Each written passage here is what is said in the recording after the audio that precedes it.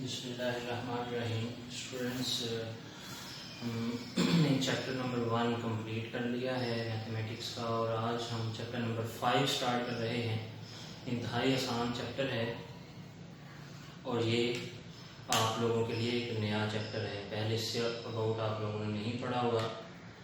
तो इस चैप्टर का नाम है linear inequalities and linear programming. आज जो हम डिस्कस करेंगे वो लीनियर इनइक्वालिटीज के बारे में करेंगे।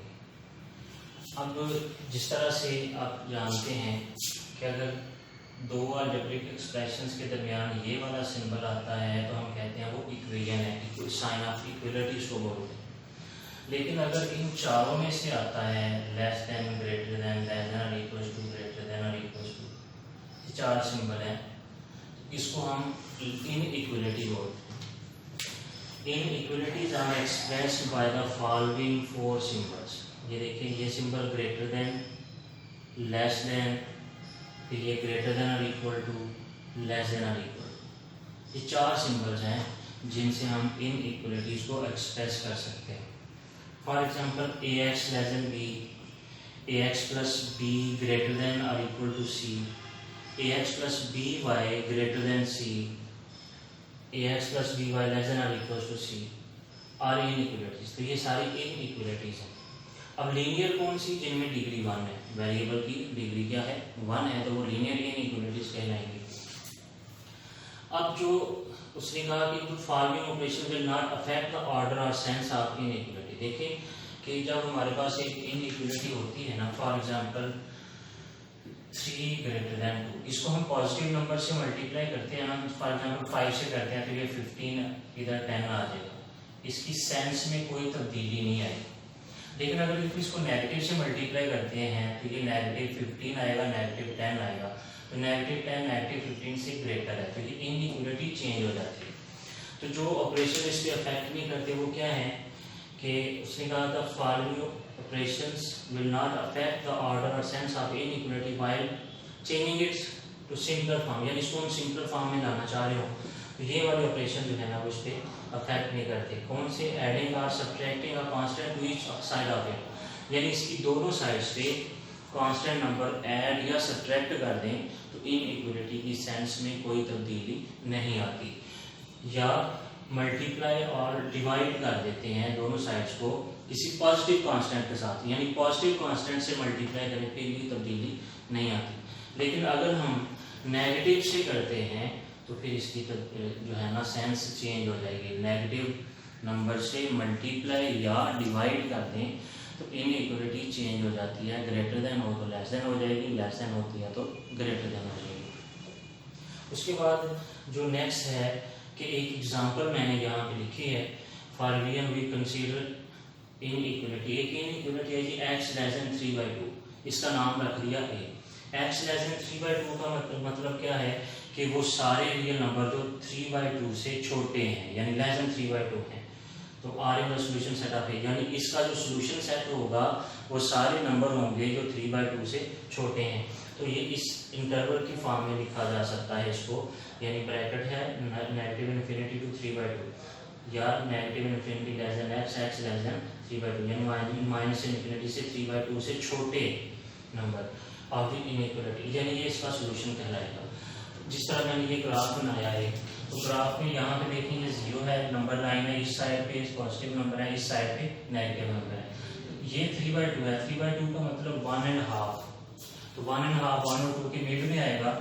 यहाँ से लेके इस साइड को जितने भी रियल नंबर होंगे वो सारे के सारे इसका क्या होते हैं? सॉल्यूशन सेट में शामिल होते हैं। अब उसके बाद अगली चीज होती है इसका ग्राफ बनाना लीनियर इनइक्वालिटी का। तो ग्राफ क्या है, किस तरह से बनता है? पहले तो ग्राफ के अबाउट कुछ इंफॉर्मेशन, फिर ग्राफ बनाना हम अगले लेक्चर में सीखेंगे क्वेश्चन के साथ। अब क्या है? Graphic of linear inequality in 2 variables, यानी जब इनइक्वालिटी 2 वेरिएबल्स में हमें दी गई हो और उसका ग्राफ बनाना हो। जैसे जनरल या linear inequality in 2 variables x and y can be one of the following forms, यानी इस फॉर्म में इन चार में से कोई फॉर्म भी हो सकती है। ax plus by less than c, ax plus by greater than c, ax plus by greater than और equal to c, ax plus by less than और इक्वल टू c। इन चार में से कोई फॉर्म भी हो सकती है इनइक्वलिटी की। यहाँ पे जो ए बी सी हैं ये सारे कांस्टेंट नंबर हैं और ए और बी दोनों जीरो नहीं हो सकते। अगर ए और बी दोनों जीरो हो जाए तो इस साइड पे जीरो बन जाता है। इनमें से एक या दोनों नॉन जीरो होंगे या एक नॉन जीरो होगा, दोनों इकट्ठे जीरो नहीं हो सकते। We know that the graph of linear equation of the form, देखिए हमारे पास ये एक लीनियर इक्वेशन है ax plus by equal to c।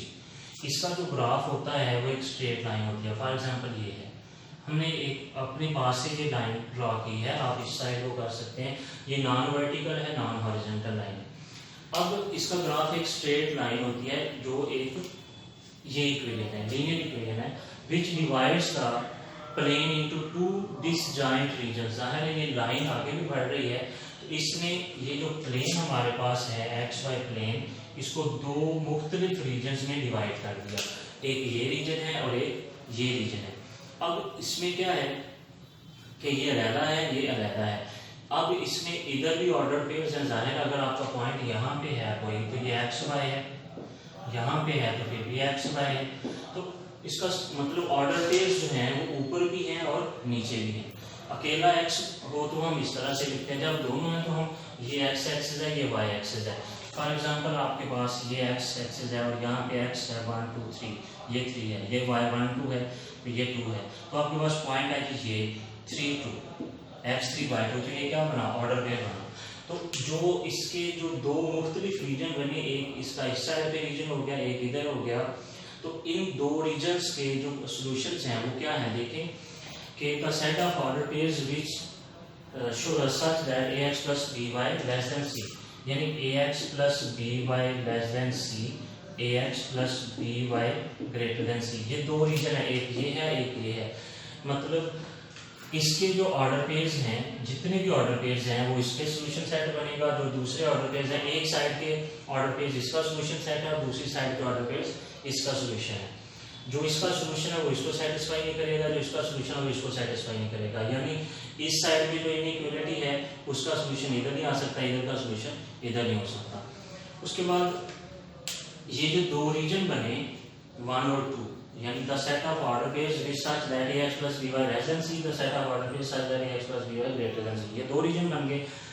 अब इन दोनों रीजन्स के रीजन्स को हम कहते हैं हाफ प्लेन्स। दोनों रीजन्स को क्या कहते हैं, हाफ प्लेन्स। किसकी, इस लाइन के और इस हाफ प्लेन सॉरी, और इस लाइन को इन दोनों, यानी ये जो लाइन हमारे पास है इन दोनों रीजन्स की क्या है, बाउंड्री लाइन है। इन दोनों रीजन की क्या कहलाएगी, ये बाउंड्री लाइन कहलाएगी। ठीक है। अब उसके बाद अगर हमारे पास लाइन वर्टिकल होती है, फॉर एग्जांपल कि हमारे पास एक लाइन है vertical ax plus by, vertical line है, तो जाहिर है उसमें सिर्फ x होगा y नहीं होगा। सपोज दैट कि ये,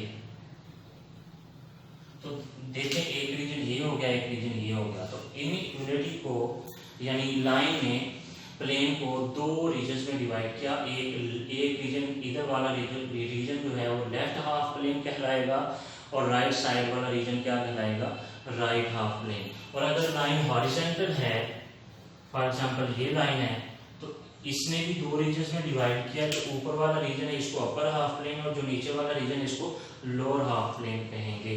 तो ये इनइक्वालिटीज के बारे में था कि इनइक्वालिटीज सबसे पहले चार सिंबल कौन से, less than, greater than, less than और equal to, greater than equal to. किसी भी दो अलजेब्रिक एक्सप्रेशन के दरमियान के सिंबल हैं तो उसको इनइक्वालिटी कहते हैं। अगर उसकी डिग्री 1 हो तो वो लीनियर इनइक्वालिटी होती है। उसके बाद इनइक्वालिटी जो है वो मतलब रीजन्स का सॉल्यूशन होता है, यानी दो डिसजॉइंट रीजन बन जाते हैं। फर्स्ट ऑफ ऑल तो हम देखें कि ये जो हमारे पास 4 इनइक्वालिटीज हैं इनकी एक इक्वेशन हमने लिखी, ax plus by equals to c, linear equation जो बाउंड्री लाइन बनाई। यहाँ पे ये मैंने ये भी लिखा कि note that linear equation ax plus by is called the associated और corresponding equation of each of the mentioned inequalities. यानी ये जो इनइक्वालिटीज चारों दी गई इन सब की ये कॉरस्पॉन्डिंग या एसोसिएटेड इक्वेशन कहलाएगी, एसोसिएटेड इक्वेशन कहलाएगी या कॉरेस्पॉन्डिंग इक्वेशन कहलाएंगे। अब इसकी मदद से हम क्या करते हैं, एक लाइन ड्रा कर लेते हैं। लाइन जो होती है वो बाउंड्री लाइन बन जाती है इनइक्वलिटी की, और ये दो रीजन्स में डिवाइड कर देती है। अगर हमारे पास इनइक्वलिटी ये है तो इसका सोल्यूशन भी एक अलग साइड होगी, इसका सोल्यूशन और साइड है, इसका सोल्यूशन, इसके सोल्यूशन में ये लाइन भी साथ शामिल होगी, और इसकी एक साइड होगी साथ में लाइन शामिल होगी, इसके सोल्यूशन में भी एक साइड होगी और साथ में लाइन शामिल होगी। तो ये एसोसिएटेड या कॉरेस्पॉन्डिंग इक्वेशन कहलाती है। तो इसका मतलब जब हम सोल्यूशन करेंगे या ग्राफ, हमारे पास जो क्वेश्चन किस तरह से आएंगे कि हमें इनइक्वलिटी दी जाएगी और कहा जाएगा इसका सोल्यूशन फाइंड करें। सोल्यूशन से मुराद क्या है, या ये साइड है, या ये साइड है, ये साइड है, ये है, इधर से ये साइड है, ये साइड है। मतलब जो हमारी बाउंड्री लाइन है, जो हमारी कॉरेस्पॉन्डिंग इक्वेशन है, बाउंड्री लाइन से एक साइड वाले, दोनों साइड्स इकट्ठा सोल्यूशन में नहीं आ सकती, एक साइड वाले जितने भी ऑर्डर पेयर्स हैं, वो लाखों में हैं, करोड़ों में हैं, सैकड़ों में हैं, वो सारे के सारे क्या कहलाएंगे, उस इनइक्वलिटी के सॉल्यूशंस कहलाएंगे। तो अगले लेक्चर में हम इंशाल्लाह एक्सरसाइज 5.1 स्टार्ट करेंगे और उसके पहले दो क्वेश्चन करने की कोशिश करेंगे। तो अगले लेक्चर तक के लिए अल्लाह हाफिज़।